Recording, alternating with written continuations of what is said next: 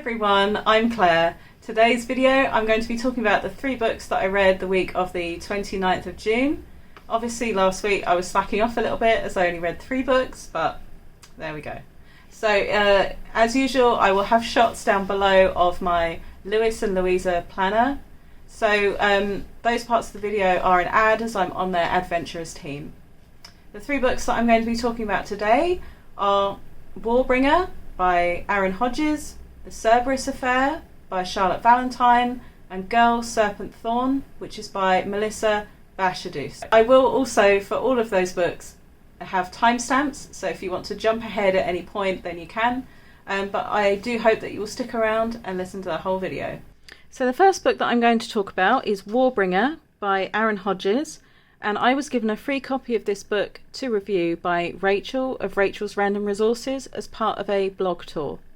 So Warbringer was published on the 27th of March this year, and it has 342 pages. I read this one on the 1st of July and I rated it 3.5 stars. So this book is the first in a new fantasy series by Hodges, and throughout the story it follows 3 characters who are described as the warrior, the recruit and the archivist. And the story kind of switches point of view between these 3 characters throughout the story.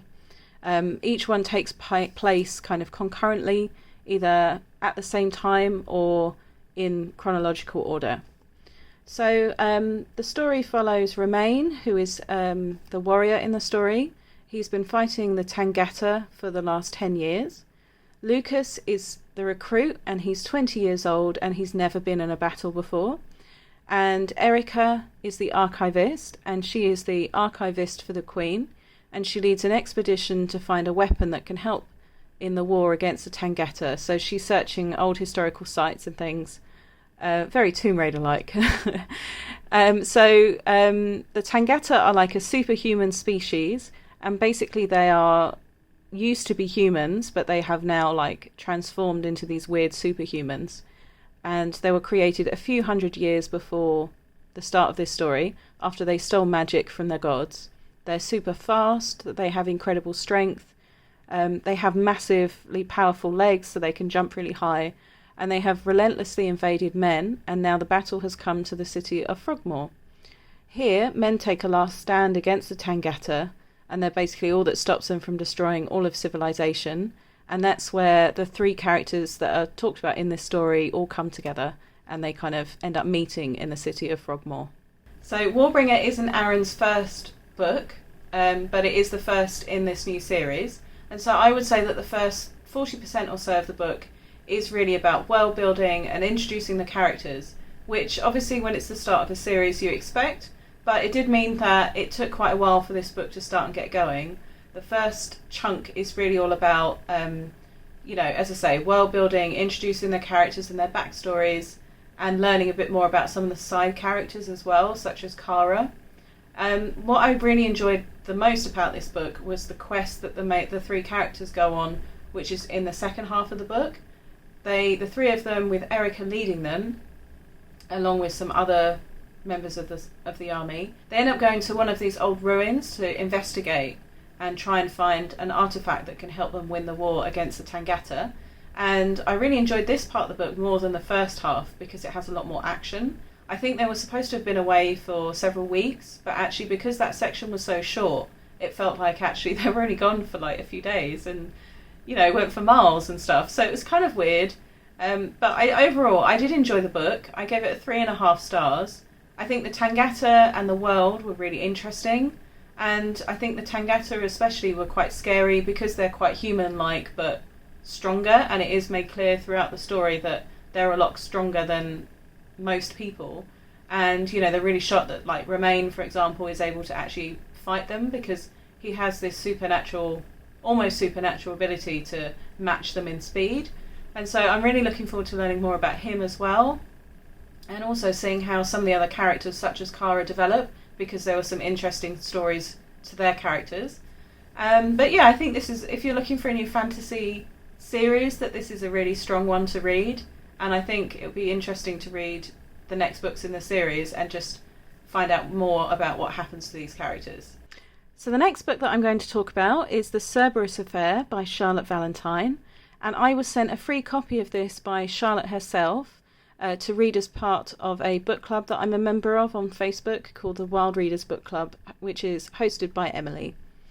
So this is Charlotte's debut novel, and this was published on the 4th of May, and it has 359 pages. I read this on the 3rd of July, and I gave it a rating of 4 stars. And can we just have a moment of silence for the ink smudge on this one? I don't know what it is about this ink colour. It's called Communication Breakdown by Diamine, and it's really, really smudgy. So just ignore that. So the Cerberus Affair is a modern-day thriller. It follows Catherine, who's an ex-investigative journalist, and she's in her 50s. And it begins with her best friends from university are Adam and Lizzie. And Adam has suddenly died in fairly mysterious circumstances. His widowed wife, Lizzie, is absolutely convinced that he was murdered. And then Catherine checks her email and she finds that he had sent her, just as he died, he'd sent her an email which has this huge explosive conspiracy theory about the UK government. So Catherine was already considering maybe she should move back to London and go into journalism again. So, and Adam had actually said that he would give her like a great story. So obviously it wasn't the story that Catherine hoped that she would write, but she thought that this could be her big break and her way to get back into the industry. So that's quite a dramatic start, and it's a really thrilling beginning to the story, and I was really sort of grabbed from the very beginning. It then, unfortunately, kind of has like a little diversion where Catherine meets with Lizzie and she meets with her friend Nina, and she decides what she's going to do, whether she's actually going to move back to London or won't she move back to London. And they talk as well about Catherine and her love life, and Nina sets up a Tinder account for her, for example, so that she can try and find a partner. The story itself was really thrilling and really dramatic, and for me personally, I just felt it was a bit of a shame that there was that like diversion round where she talks about her love life. She goes on a couple of dates with one of the other main characters, Clayton, after she meets him, and their romance moves like really fast. So as I said in my top-down video, I gave this one 4 stars, so I'd still really recommend it. If you like thrillers, if you like, you know, conspiracy theories or like government mysteries, and if you like strong female characters, I'd really recommend you read this one. I also especially really liked that Catherine herself is in her 50s, because for me personally, a lot of the times you read these sorts of books and the protagonist is, you know, female protagonists are like, you know, between kind of like 18 and 28. So I thought that was really fun and, you know, quite nice twist on the normal story. So the third and final book that I'm going to talk about today is Girl, Serpent, Thorn by Melissa Bashardoust. And this is a sort of a twisted, dark fairy tale. This came out very recently on the 7th of July. It has 336 pages. I read this on the 3rd and the 4th of July, and I rated this at 4 stars.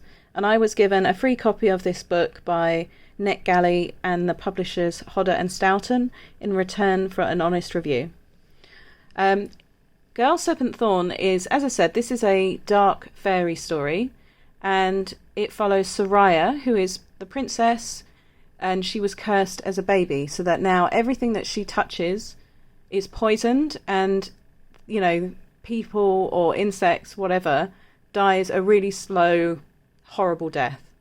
She's really careful to avoid touching insects even, because despite her growing all these beautiful roses, she feels really guilty about killing anything. She's, you know, she's been kept hidden away her whole life, so her family have kept her basically in a room in a castle her whole life to make sure that she doesn't hurt anybody. And she also always wears gloves as well to make sure that there's no risk of even, you know, accidentally touching a servant or anything like that. In the meantime, her family are basically all carrying on with life as usual. They travel to a different palace every season, so she only sees them for 3 months of the year. And at the start of the book, her family then return to the castle, and as part of that, they also had there's a war that started against demons, and they've managed to capture one of these demons and have put them in the dungeon. I don't really want to say much more than that because there's so many twists and turns in this story. I would end up giving spoilers, but that's like the general premise of the story. So Girl Serpent Thorn is a twist on the fairy story. I felt that there were some kind of elements of Rapunzel and Sleeping Beauty, although apparently in the author's note, Melissa says that she did base it on some Persian myths, which I'm not familiar with. But it really had that kind of feeling of, you know, lots of ideas that felt similar to fairy stories. So I think that it's supposed to be like a twisted or gothic kind of fairy story. So I think she did that really, really well. I really like the romance in this story, which is funny when in the previous review for Cerberus Affair I said no, I don't really like the romance. But in this one I thought it was really well written. It felt really natural as well, like and it's quite a key part of the story. So it's also LGBT representation in this book as well, which I thought was really good. And again, it was really well written and really well handled. The characters as well I all really enjoyed, and especially because in this story everything is not clear cut. So all the characters have even the evil ones and the bad guys are multifaceted, and I actually ended up feeling really sympathetic towards them even though they're evil, and normally you don't get that more human side to them. So I thought that was really good. And there's also a lot here about like the world and the lore that I also really enjoyed. I don't know if it will end up having a second book because it kind of felt like it could be open to possibly having a sequel, but I really enjoyed it. And you know, if there is a second one, I think I'll have to go and read it. Melissa's writing is absolutely fantastic. You know, it's really beautifully written, and there were a lot of quotes that I pulled out because I thought they were just really lovely and really sort of have really nice imagery and really vivid. The story had so many twists and turns and so many things that I didn't expect, and you know, there were lots of decisions that characters made that ended up having quite serious consequences, or you know, things that they hadn't anticipated happened. I'm trying not, it's really hard to not give spoilers, but if you've read it then you'll probably know the sections of the book that I mean. But yeah, overall it's such a fantastic read and a really fun read. I gave this one 4 stars, and yeah, so if you're a fan of Neil Gaiman, if you're a fan of any kind of, you know, rewritten or reworked fairy tales, I definitely recommend you check this one out. So those were the 3 books that I read last week. I hope that you enjoyed this video, and thank you so much for watching. I'll see you in my next one.